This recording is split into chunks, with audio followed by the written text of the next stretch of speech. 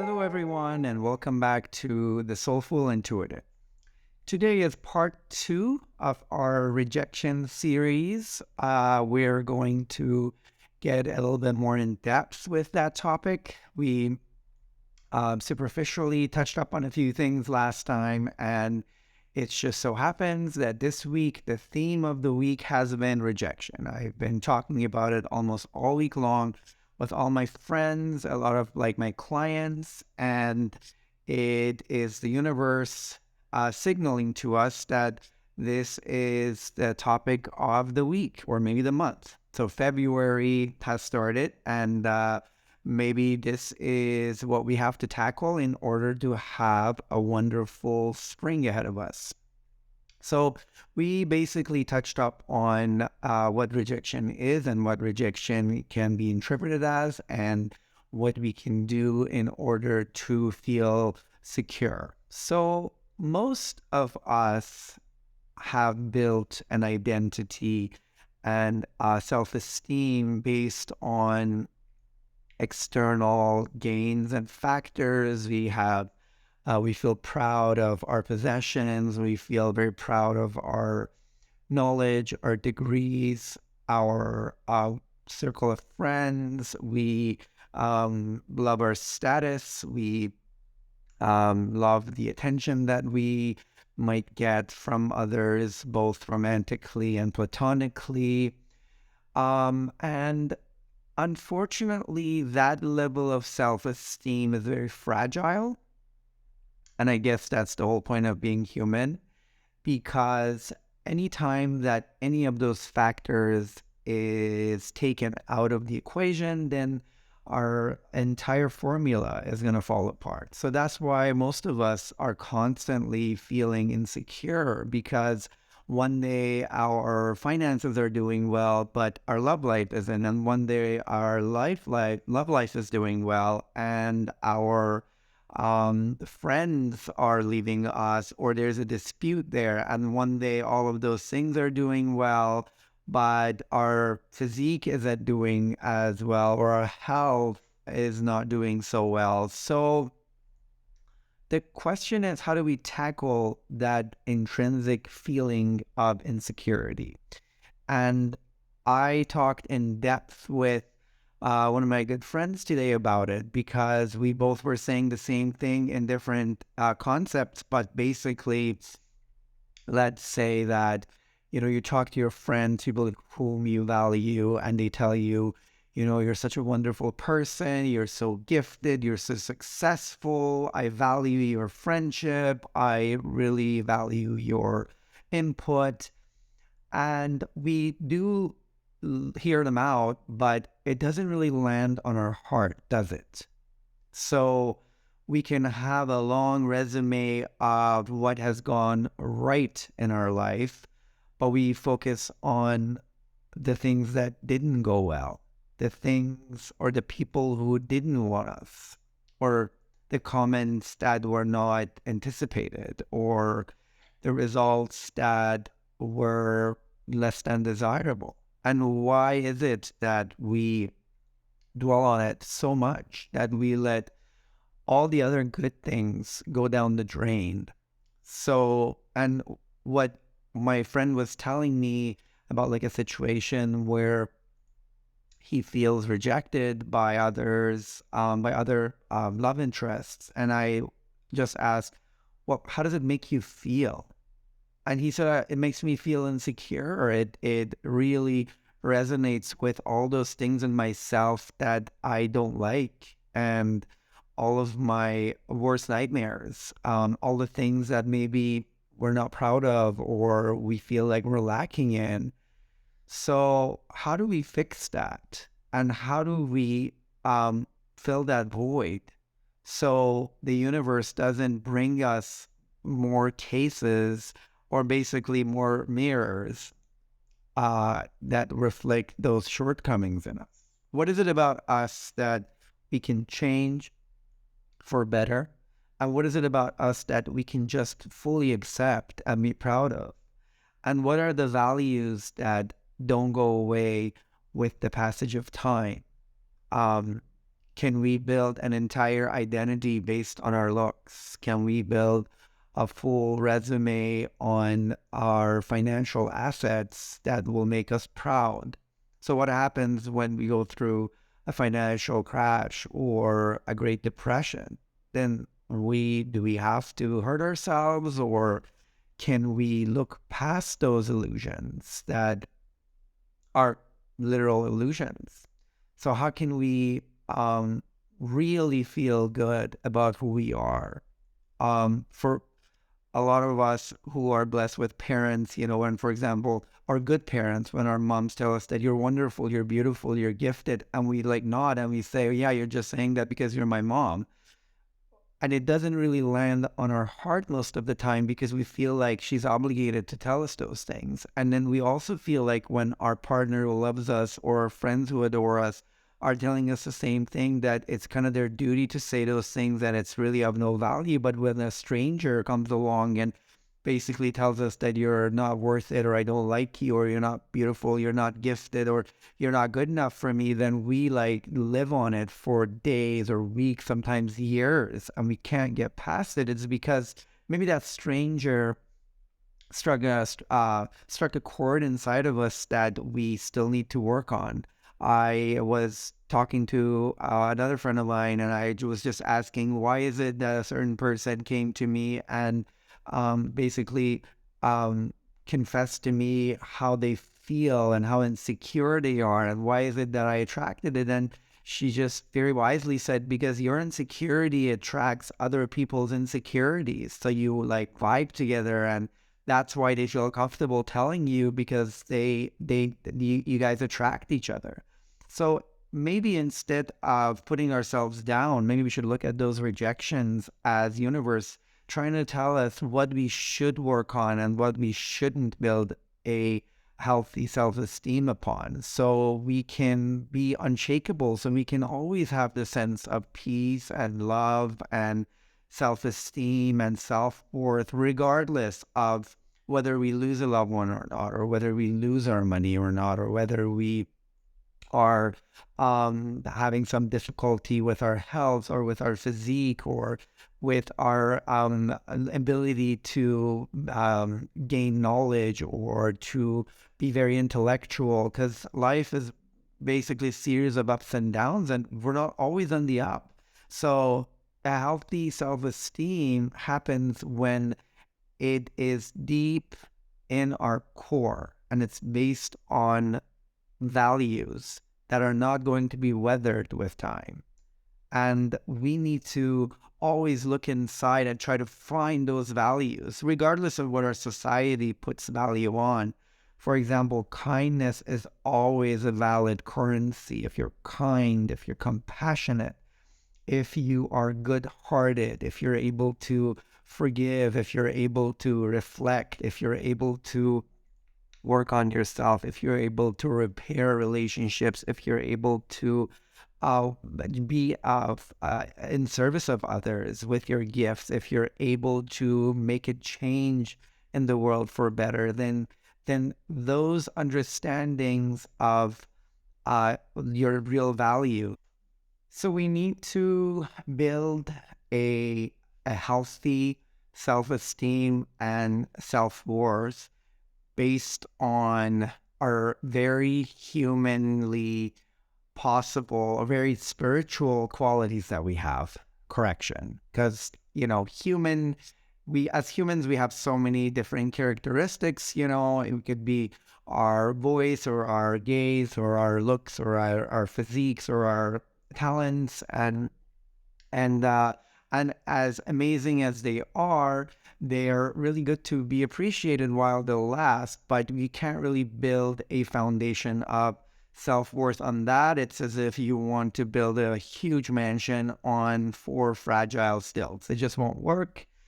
And that's why collectively as a society and a human family, we're so insecure.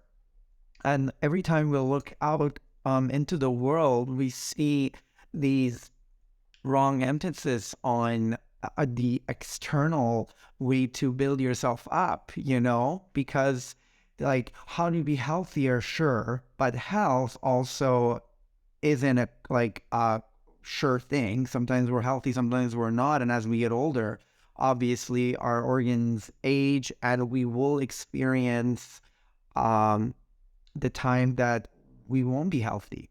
So the society promises us as long as you're healthy and young and beautiful, then you're going to be very secure. But that is only the spring and the summer of our life. What about the fall and winter? So we want to pack a life, we want to create a life where we're constantly feeling connected with the universe and the universal values that are real and they last for generations. And and at times it seems futile to be that person because our immediate society, unfortunately, these days is not reflecting that back to us. But we don't want to suffer. And that feeling of not being comfortable in your skin, that feeling of disgust that a lot of us have for ourselves, and that feeling that we're so fragile, the feeling that we're so shakable, that we're so um, easily hurt, should be addressed. And back to some of our older topics, we talked about being vulnerable, and vulnerability creates that bond between all of us. So we can actually sit there and hold each other's hands and look each other in the eye and say, yeah, I do feel like that too. And don't let my big house or fancy car or my beautiful shell distract you from those feelings, because I am telling you that I have so many attractive people in my life. And when we do connect on a deeper level, a lot of them, actually most of them, suffer from the same issues, where we look at someone and we go, wow, like, thank you God, that's perfection. And then you talk to that person and they don't see any of that. They literally tell you that I am this and that in my own eyes, and which is difficult for us to understand. But it is easy to understand when you look at yourself and remember all the nice things that people reflect back at you, about your wits and humor and looks and talents and capabilities. And we brush it all off because we're not ready to accept it. And no matter how many times we hear it from other people, we're not going to believe it unless we do the work. And it's hard work. It's a super hard work, but it's worth it, because the results that it's going to give you is permanent self-esteem, is permanent satisfaction. It's like a feeling of being at home. So if we are connected to ourselves and to our inner wisdom, like our intuition, our inner knowing, if we are able to make deep bonds with other people, then they're gonna love us no matter what, and we're gonna love us no matter what, even if nobody else loves us at the moment. We are at home with ourselves because we're all connected, even if they're not talking to us. We're all one and all for one. But but let's just not kid ourselves that if I get a nose job, or if I get a bigger house, or if I get a better paying job, or if I find a lover who loves me, or if I find a partner who will stick around, then I will be fine, because we already started this formula based on the wrong factors. And the formula won't work, because we can't make a permanent change based on ingredients, based on factors that are not permanent. Our looks are not permanent. Our youth, not permanent. Our mental agility, our intellect, our memory, our sharpness, none of it is permanent. Our wealth comes and goes. And it might not come and go in your lifetime, but like it will in a couple of generations. So some people are born into wealth and then they lose it all. And some people are born into poverty and then they gain wealth. But the constant is the fact that it's in and out. So it's not a permanent thing for you to want to base your entirety on it. And this collective suffering that we all suffer, the feeling of being unworthy, feeling that like you don't deserve anything good, the feeling of being invisible, the feeling of being a fraud. How many of us suffer from imposter syndrome? We just think even if everything's going well and everyone's loving us and we're just waiting to be found out for the fraud that we think we are, for the talentless person that we think we are. How many times we talked about artists being insecure? Like, look at all the artists in the past, like, couple of decades.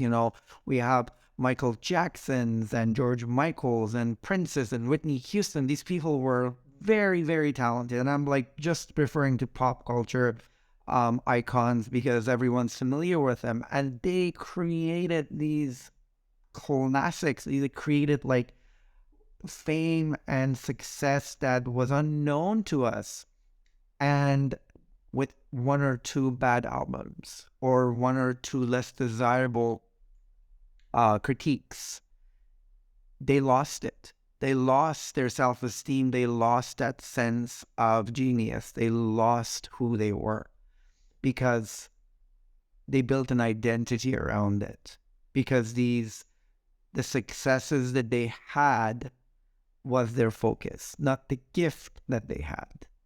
How many artists like Van Gogh, like how many painters do we know that created immense, like ageless art, and they were not noticed. They were not even valued when they were alive. But that doesn't mean that they didn't have the gift. They just didn't get it. And most of us have to realize most of the time we are misunderstood, but that doesn't mean that we have to question who we are. If we get to a point where we are comfortable looking us in the literal mirror and proverbial mirror and like the reflection and love who we are, then it doesn't matter if we're received the same way in our time and by other people. Because that's not the whole point. We came on this planet in this lifetime to make peace with who we are and to better ourselves in every way that is humanly possible and accept the parts that we cannot change. And that is the foundation, the only answer to eternal self-esteem and confidence. And if we live in a culture where everyone is confident in who they are, then we're not going to be afraid all the time by any gimmicks that is played on us and all the tricks that are done to push us into the corner of fear and the corner of insecurity. So then we will lose our own power and let others lead us to wherever they want to lead us, even if it's a cliff that's going to be detrimental to our entire well-being. So I really encourage people, including myself. It is like a mission for all of us to take a good chunk of time every day to connect with who we are, to see what the daily experiences that we have is trying to tell us. And instead of taking it personally and going to those cracks in our foundation of our self-esteem and be sad about it, trying to use that to make us better. When you taste something that's too salty, what you have to take away from it is next time, less salt. Not that stop cooking or the food is bad or you're not made for this. And that's what most of us do. So I hope that we can continue talking about this for as long as we can. And I would love it